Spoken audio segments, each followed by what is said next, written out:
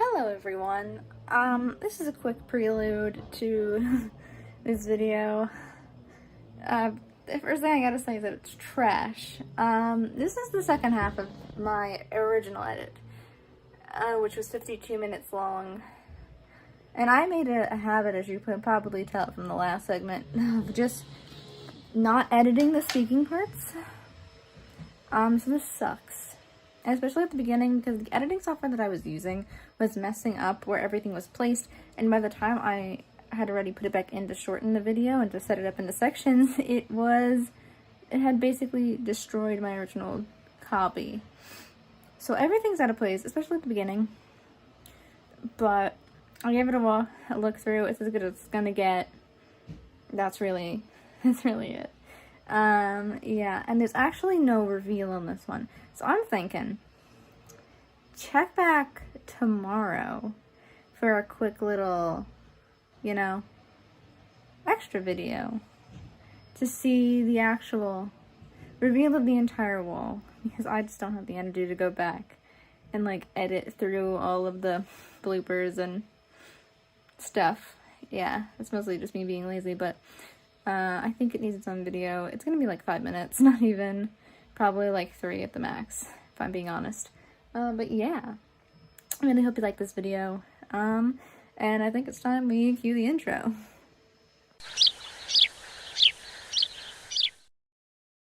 Here is part 2, as promised. Okay. It's a brand new day. It's snowing outside. Nice and fun. I'm gonna try this. It might be very loud. Hello everyone. I hope that's not too loud. Huh. Okay, so it's a brand new day. Last night, before I went to sleep, I made sure to put something in every single octagon in hopes of the shapes filling me with inspiration. Actually, part of it is my Elvish alphabet. Part of it is the Elvish alphabet that I created for my book series. As you can see, some of this is fun, very inspired by Tolkien and his alphabet, and some of it is also the runic alphabet that I created for my series. And there's still many more alphabets to come, so be prepared for them. On the bottom, I just put numbers because those aren't going to be seen, so I'm not really needing to be inspired with these funky shapes and stuffs. Yeah, but all of them up there, they all have something except the half ones on the very end. And I'm going to start with those today because I just feel like maybe they'll inspire me because they're a little bit less of a commitment. There's 1, 2, 3, 4, 5, 6, 7, 8, 9, 10, 11, 12, 13, 14, 15, 16, 17, 18 rows. Complete rows. I was able to fit 18 complete rows of octagons going this way, but not this way. So those are a little bit less of a commitment. So I only have to do basically 9 full ones over there, so we're gonna start there today. But this is gonna be done tonight. Huh. If I don't get this done before midnight, I'm gonna go crazy because I just need to have my room back the way it is, because I can't live in chaos for longer than a day or 2. It makes me really upset and actually affects my body function. If you're wondering what I'm drinking out of this Christmas teacup, it is the coffee. Because if I drink a full cup of coffee, I'll be shaking. And shaking isn't really fun when you're trying to do some precise line work. Like this. I don't know why I keep stroking my wall. I think it looks really cool. I kind of want to do a feature somewhere. Maybe it's a little molding thing, not on my molding, but some wallpaper molding that goes on the very top or the very bottom of the room. I just do these little swingers and I put my alphabet letters in, or maybe some words in Elvish or something. I think that could be really cool and really interesting. It's my vibe for this room was dark academia library, and when my room is back to normal, I will show you around the room so I can explain why that is my aesthetic. A long day of painting and filming. I'm not going to be filming the entire thing. I'm going to be doing what I did yesterday, because time lapse for like 20 seconds. And then do some deep thoughts. Honestly, I think I'm just going to do the deep thoughts because this is going to take way too long if I do them. No, that's going to make it take longer. It'll be more fun. I kind of almost the music. So I think I'm going to go across. I don't know.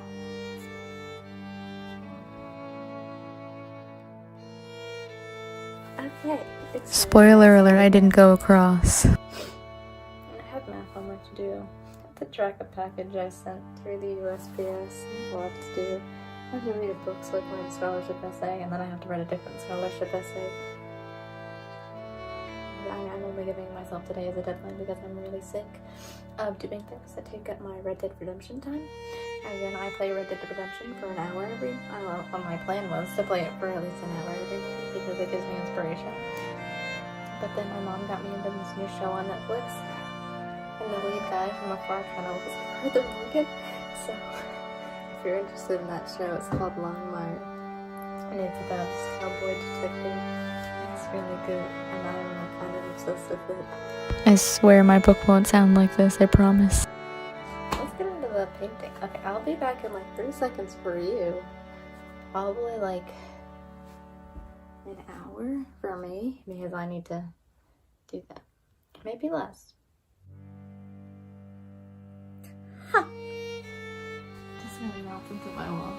And this is the outro for this section. This is the transition.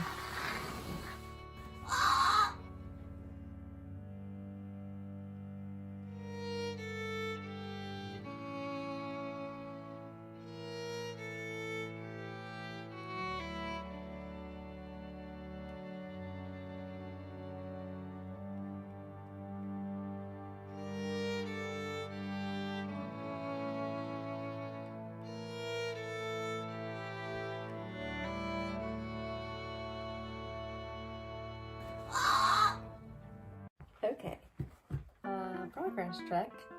I finished the sightings, and they're allowed to come up with completely from memory, so that was kind of the hardest part right now. Ha! Every single box has something in it, and that is for inspiration, so I don't get bored, because I get bored really easily. Sorry, I'm talking into my recons, so this might be very loud. Again. So yeah, I took a lunch break, had some vibes. It's snowing a little bit harder than it was before. Lots to do still. We're almost done. Ha! I have to add some other cool swishes and swashes around this and I'll be done. Fun, and I really put a dent in my paint. Okay, so let's get back to work. I've done about 3 since I've last updated you, so it's probably been about 20 minutes. We should be done with this by tonight, I think. Ha! So I thought it'd be fun if on day 2 of the shoot we bring up some more questions, not about alternate universes, but about people. People. I'm gonna hope that this is going to be enough. So I'm just gonna talk because there's a microphone in this. And if not, I'll just have to boost the audio. Ooh. The first question that I was asked. Was, what is the purpose of people? As you can tell, the questions are about people. Like I said before, so it's fun. It's okay. It's fun.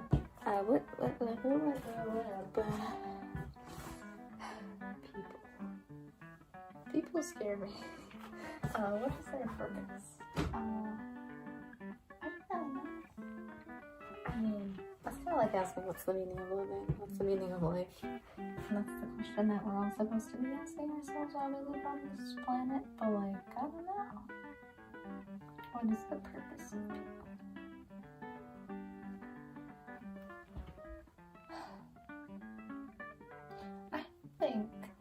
as a species, every species has its limitations of things that it cannot do, things it can and cannot know.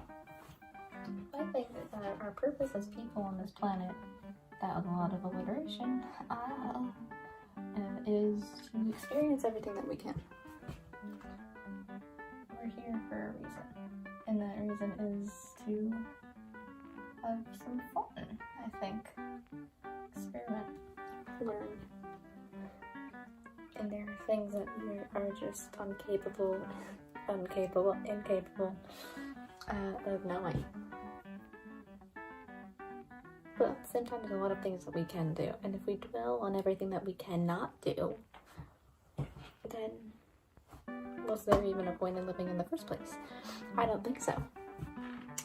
But let me break it down for you all. In my brain,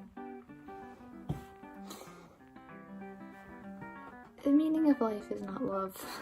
It's not reproducing. It's not any of those things. It's being a human. And the definition of humanity is being compassionate towards other people, right? And then caring for other people and human morals. So, I think the only way that you can not live your life or feel unfulfilled is if you don't be a person, and being a person entitles having certain limitations. Right? We can't breathe underwater unless we have a respirator, and even then we can only hold so much oxygen. We can't experience the world every other animal does. But there are a lot of things that we can experience, and we only have a short amount of time to do it. I think it is very inhuman. Do not take advantage of the fact that we have a limited time here on this planet and can only do so much. But like at the same time, those things that, even though we can only do a small amount of things, they can still feel fulfilling if you want them to be.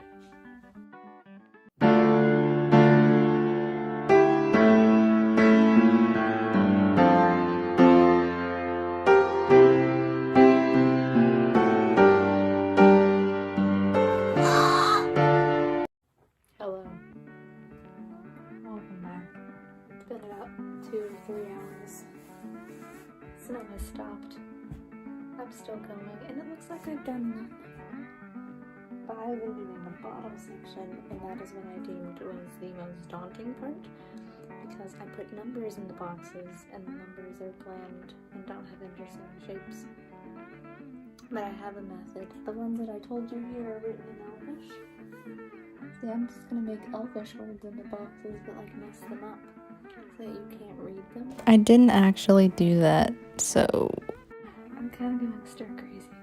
I've been listening to the electrical orchestra for about 4 hours. So, let's have another deep thought section. Let's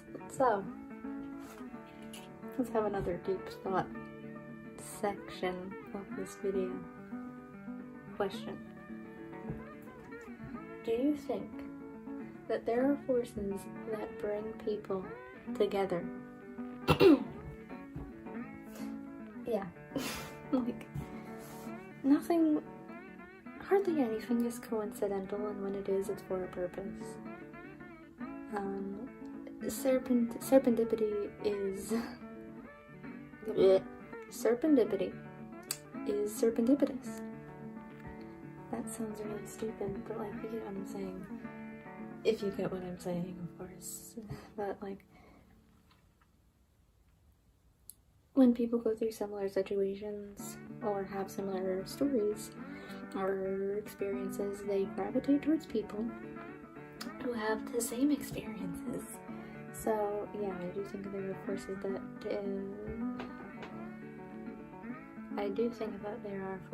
that make people come together. As for example, people who have been through traumatic scenarios tend to gravitate towards each other, as in 9/11 survivors have founded a group where they tell their stories, and or the stories of loved ones. I feel like every Facebook group is a good definition of that, of coming together for a specific purpose. I mean, at the end of the day, we're all humans.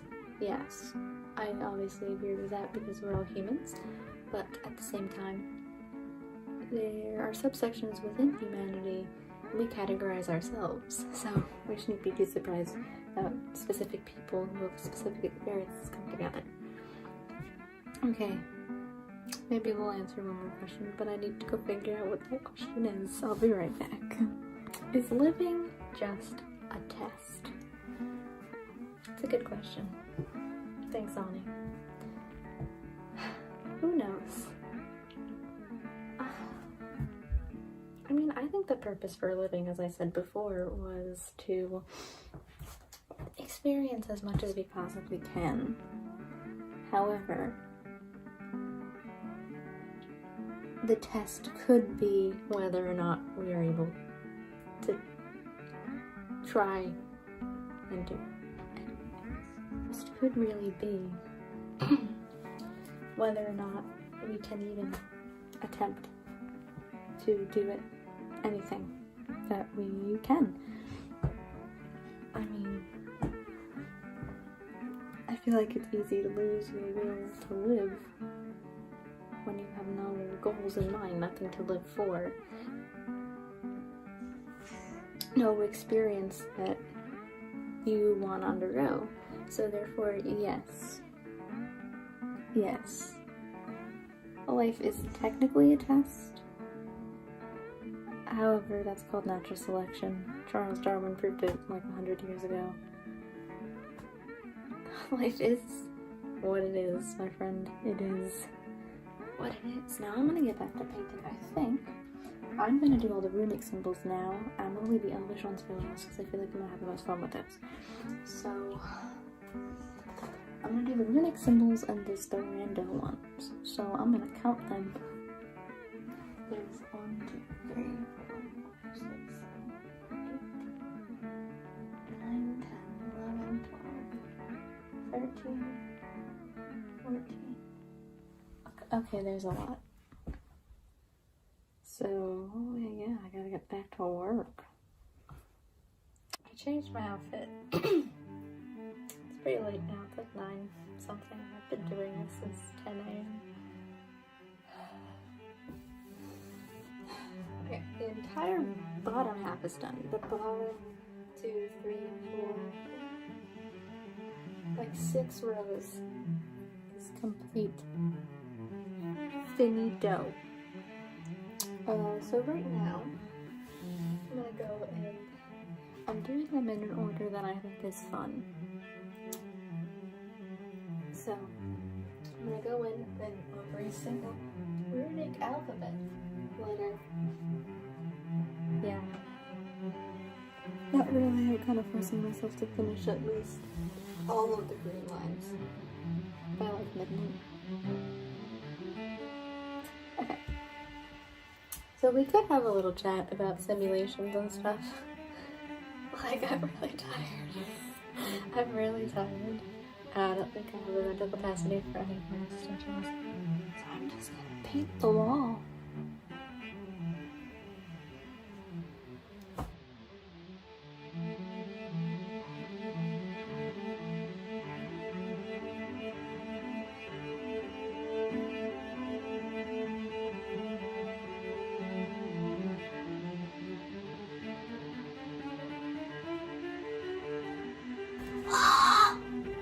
An unexpected turn of events that actually wasn't really unexpected, called exhaustion, warranted a day 3 of painting, and I have one ox left to fill. So I figured I should do it on camera and revel in the fact that I am covered in green paint. I have been doing this for 3 days straight, for like a little bit more than 12 hours. Yeah, let's get to it. This is the fated final block. If I am frank, I hope I am. I'm just gonna do this for a bit then. This is the infamous final block. I I don't know what to do to it. Okay, so this, in my alphabet that I created, the Elvish alphabet that I told you was all over this wall, this is the equivalent of the common tongue Z. But the name of the letter is Oswin. And it means, like, protector.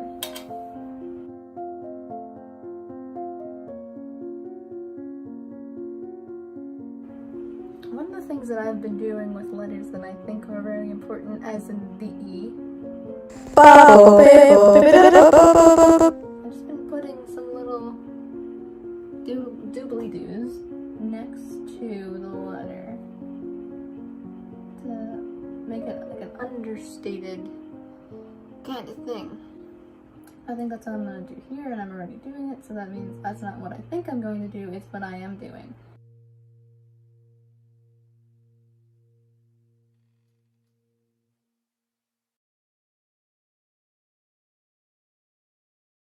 We are done.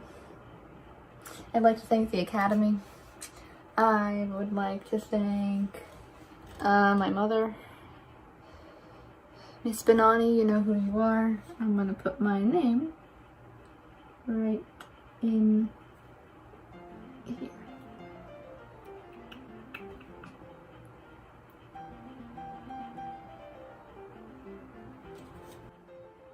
And we're done.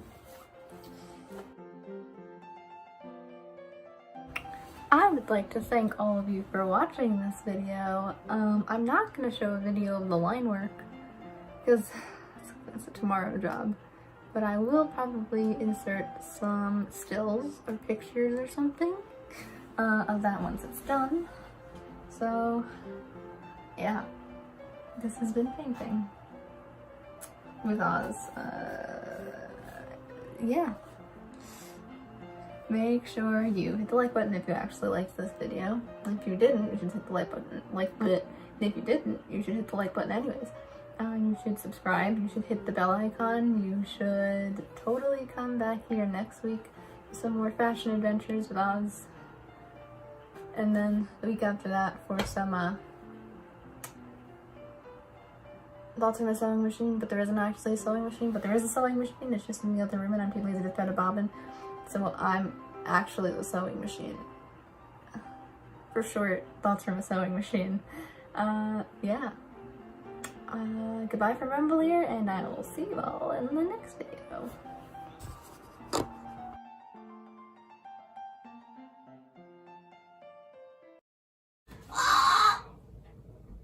You know.